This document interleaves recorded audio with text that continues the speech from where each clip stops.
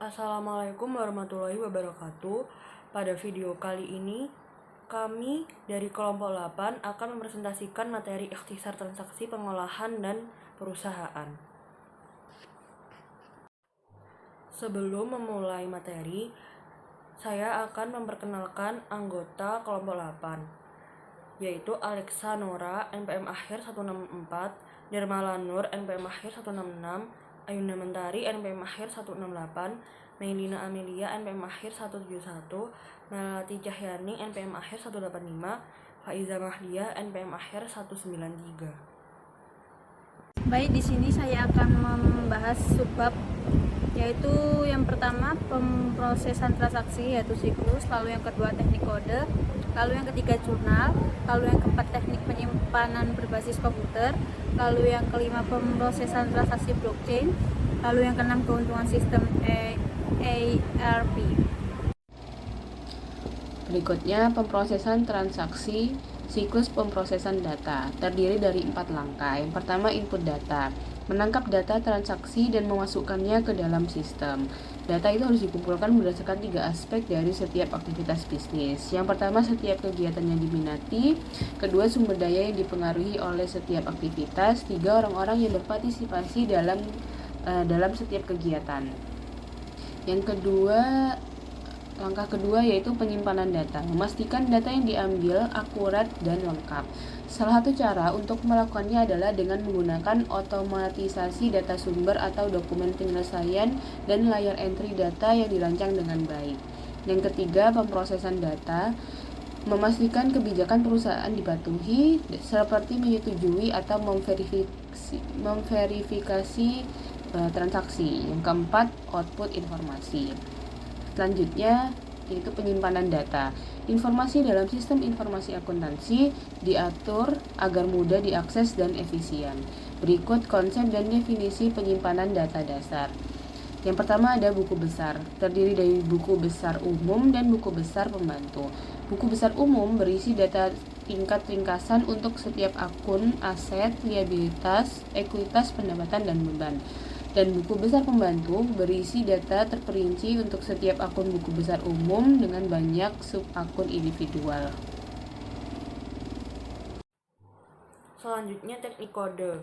Teknik kode data dalam buku besar disusun secara logis menggunakan teknik kode. Kode adalah pemberian nomor atau huruf secara sistematis pada item untuk mengklasifikasikan dan mengaturnya. Yang pertama dengan kode urutan. Item diberi nomor secara berurutan untuk memperhitungkan semua item. Item yang hilang akan menyebabkan kekosongan dalam data numerik.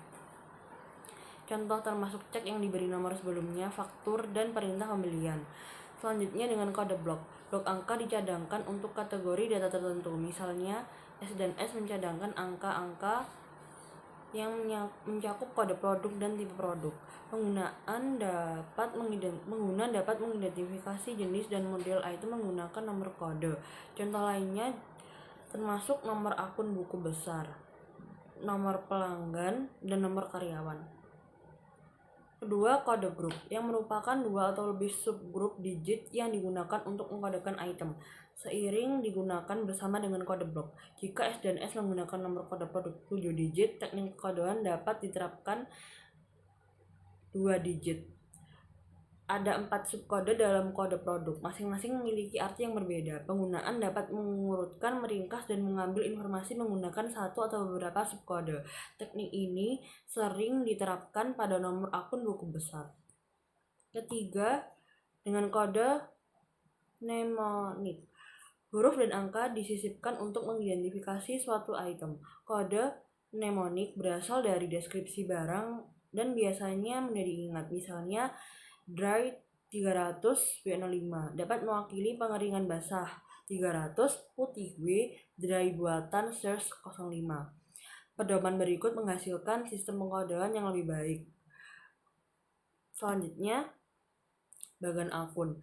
Contoh pekodean yang bagus adalah bagan akun, yang merupakan daftar nomor yang ditetapkan untuk setiap akun buku besar. Nomor akun ini memungkinkan data transaksi dikodekan, diklasifikasikan, dan dimasukkan ke dalam akun yang tepat. Bagan akun juga memudahkan penyusunan laporan dan laporan keuangan karena data yang disimpan dalam akun individual dapat dengan mudah dijumlahkan untuk presentasi. Akan tetapi, data yang disimpan dalam akun ringkasan tidak dapat dengan mudah dianalisis dan dilaporkan secara lebih rinci. Akibatnya penting bahwa bagan akun berisi rincian yang cukup untuk memenuhi kebutuhan informasi organisasi. Sebagai ilustrasi, pertimbangan konsekuensi jika S dan S hanya menggunakan satu akun buku besar umum untuk semua transaksi penjualan. Akan mudah untuk menghasilkan laporan yang menunjukkan jumlah total penjualan untuk jangka waktu tertentu, tetapi akan sangat sulit untuk menyimpan laporan yang memisahkan penjualan tunai dan kredit. Baik, di sini saya akan menjelaskan mengenai jurnal, yaitu jurnal umum. Digunakan untuk mencatat transaksi yang jarang terjadi atau tidak rutin, seperti pembayaran pinjaman dan penyelesaian akhir periode serta entry penutupan. Lalu jurnal khusus yaitu mencatat sejumlah besar transaksi berulang seperti penjualan, penerimaan kas, dan pengeluaran kas. Jejak audit. Jejak audit adalah jalur transaksi yang dapat dilacak melalui sistem pemrosesan data dari titik asal ke keluaran akhir atau mundur dari keluaran akhir ke titik asal. Digunakan untuk memeriksa keakuratan dan validitas pencatatan buku besar. Teknik penyimpanan berbasis komputer. Yang pertama ada pengertian dari berkas. Berkas adalah seperangkat catatan yang saling terkait secara logis, seperti catatan penggajian semua karyawan. Sedangkan berkas transaksi merupakan berkas yang berisi transaksi bisnis individual yang terjadi selama periode fiskal tertentu. Berkas transaksi secara konseptual mirip dengan jurnal dalam AIS manual. Seperangkat berkas yang saling terkait dan terkoordinasi secara terpusat disebut sebagai basis data. Misalnya, berkas piutang usaha dapat digabungkan dengan berkas pelanggan, analisis penjualan, dan berkas terkait lainnya untuk membentuk basis data pelanggan. Selanjutnya ada poin pengolahan data. Setelah data aktivitas bisnis dimasukkan ke dalam sistem, data tersebut harus diproses agar basis data tetap mutakhir. Ada 4 jenis aktivitas pemrosesan data yang berbeda yang disebut CRUD adalah sebagai berikut. Yang pertama, ada poin membuat. Membuat itu membuat catatan data baru, seperti menambahkan karyawan yang baru, direkrut ke basis data penggajian. Lalu yang kedua ada membaca, yaitu mengambil atau melihat data yang ada. Yang ketiga ada memperbarui data yang disimpan sebelumnya, yaitu menggambarkan langkah-langkah yang diperlukan untuk memperbarui catatan piutang dengan transaksi penjualan. Kedua catatan tersebut dicocokkan menggunakan nomor akun. Yang keempat ada menghapus data, seperti membersihkan file induk vendor dari semua vendor yang tidak lagi dimiliki perusahaan. Pemutakhiran yang dilakukan secara berkala seperti setiap hari disebut sebagai pemrosesan batch. Meskipun pemrosesan batch lebih murah dan lebih efisien, data menjadi terkini dan akurat hanya segera setelah diproses. Oleh karena itu, pemrosesan batch hanya digunakan untuk aplikasi seperti penggajian yang tidak memerlukan pemutakhiran berkala dan yang terjadi secara alami atau diproses pada periode tertentu. Lalu, sebagian besar perusahaan memperbarui setiap transaksi saat terjadi yang disebut pemrosesan waktu nyata karena memastikan bahwa informasi yang tersimpan selalu terkini, sehingga meningkatkan kegunaannya dalam pengambilan keputusan. Sistem ini juga lebih akurat karena kesalahan input data dapat diperbaiki secara langsung atau ditolak. Sistem ini juga memberikan keunggulan kompetitif yang signifikan. Selanjutnya, keluaran informasi. Langkah terakhir dalam siklus pemrosesan data adalah keluaran informasi. Ketika ditampilkan di monitor, keluaran tersebut disebut sebagai soft copy. Ketika dicetak di atas kertas, keluaran tersebut disebut sebagai hard copy. Informasi biasanya disajikan dalam salah satu dari 3 bentuk, yaitu dokumen, laporan, atau respon query. Dokumen yaitu catatan transaksi atau data perusahaan lainnya. Contohnya termasuk cek, faktur, laporan penerimaan, dan permintaan pembelian. Query yaitu permintaan kepada basis data untuk menyediakan informasi yang dibutuhkan guna menangani masalah atau menjawab pertanyaan. Informasi diambil, ditampilkan, atau dicetak, atau dianalisis sesuai permintaan. Selanjutnya adalah pemrosesan transaksi blockchain. Pada awalnya, orang-orang melacak atau mencatat transaksi-transaksi ini menggunakan sistem akuntansi entry tunggal. Pada akhirnya, kita beralih ke sistem pembukuan entry ganda dengan jurnal dan buku besar serta laporan keuangan berbasis kertas yang telah digunakan selama ratusan tahun. Ketika komputer ditemukan, kita mendigitalkan jurnal dan buku besar serta membuat berkas transaksi dan berkas induk yang berfungsi seperti jurnal dan buku besar berbasis kertas. Komputer juga menghadirkan berbagai macam program perangkat lunak untuk merekam, menyimpan, memproses, dan melaporkan data akuntansi. Namun, program-program tersebut seringkali tidak merekam data non-finansial dengan baik. Seiring berjalannya waktu, perangkat lunak akuntansi telah mengalami peningkatan yang signifikan. Dengan munculnya mata uang kripto, teknologi baru yang disebut blockchain mengubah cara transaksi keuangan serta berbagai jenis transaksi lainnya.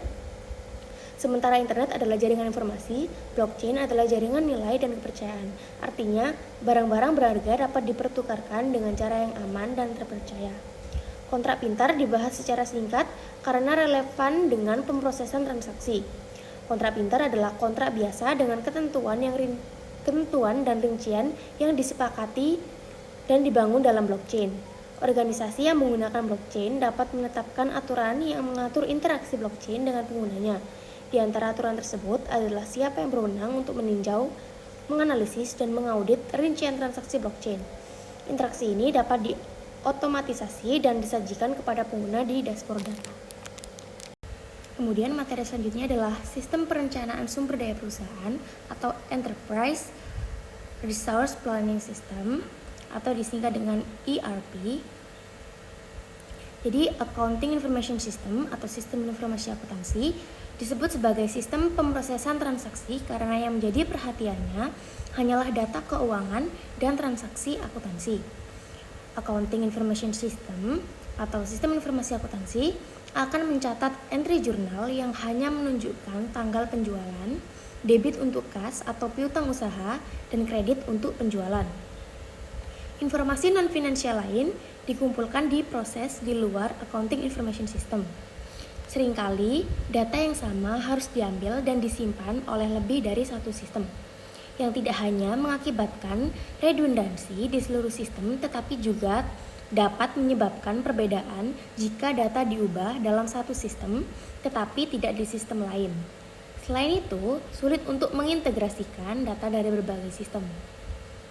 Jadi, adanya sistem perencanaan sumber daya perusahaan atau Enterprise Resource Planning System adalah untuk mengatasi masalah ini, karena sistem tersebut mengintegrasikan semua aspek operasi perusahaan dengan Accounting Information System atau sistem informasi akuntansi tradisional.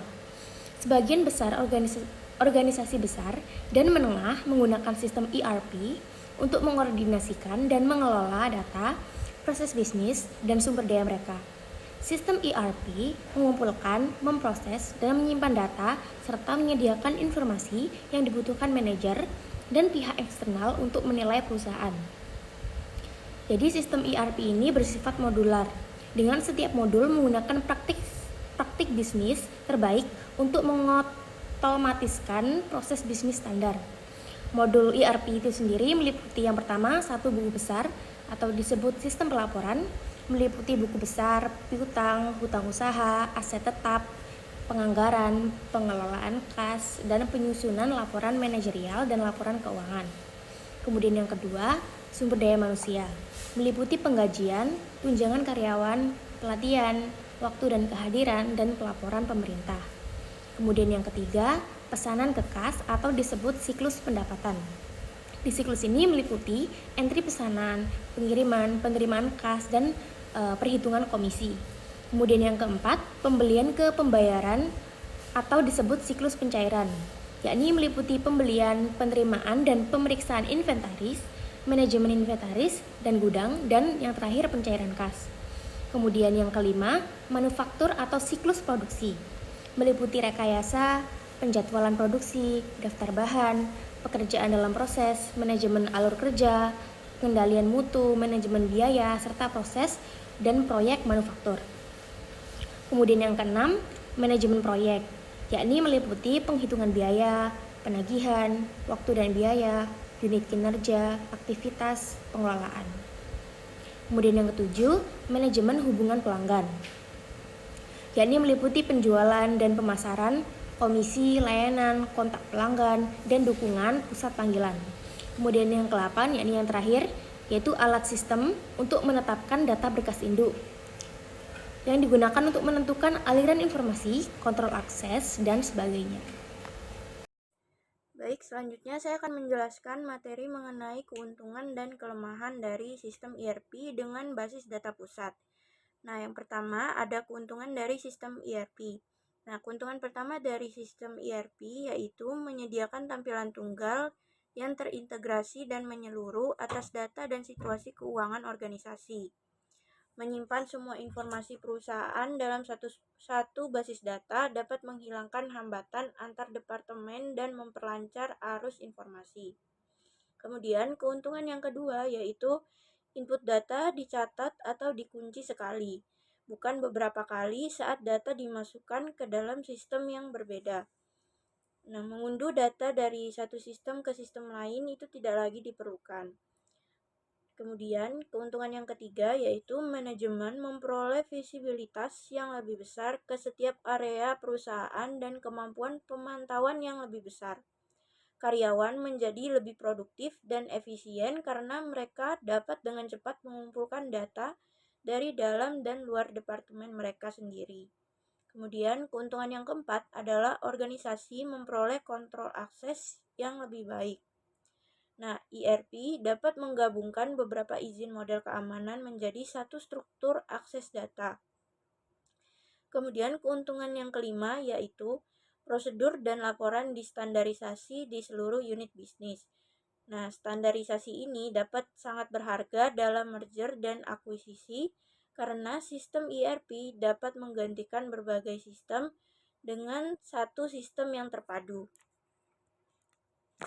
Kemudian keuntungan yang keenam yaitu layanan pelanggan meningkat karena karyawan dapat dengan cepat mengakses pesanan yang tersedia di inventaris, di informasi pengiriman, dan detail transaksi pelanggan sebelumnya.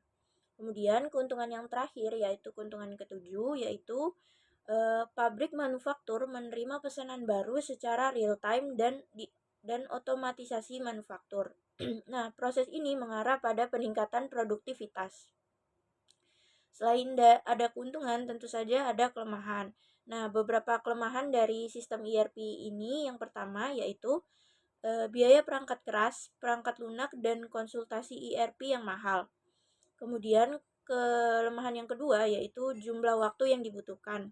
Nah, diperlukan waktu bertahun-tahun untuk memilih dan menerapkan sistem ERP. Itu juga tergantung pada ukuran bisnis, jumlah modul yang akan diterapkan, tingkat penyesuaian, cakupan perubahan, dan seberapa baik pelanggan mengambil alih kepemilikan proyek. Kemudian, kelemahan yang ketiga ada perubahan pada proses bisnis, kecuali jika perusahaan ingin menghabiskan waktu dan uang untuk menyesuaikan modul. Mereka harus beradaptasi dengan proses bisnis yang terstandarisasi, bukan mengadaptasi paket ERP ke proses perusahaan yang ada. Nah, kegagalan untuk memetakan proses bisnis saat ini ke perangkat lunak ERP yang ada itu merupakan penyebab utama kegagalan proyek ERP tersebut. Kemudian, kelemahan yang keempat yaitu kompleksitas berasal dari pengintegrasian berbagai aktivitas dan sistem bisnis yang berbeda yang masing-masing memiliki proses aturan bisnis, semantik data, hierarki otorisasi, dan pusat keputusan yang berbeda.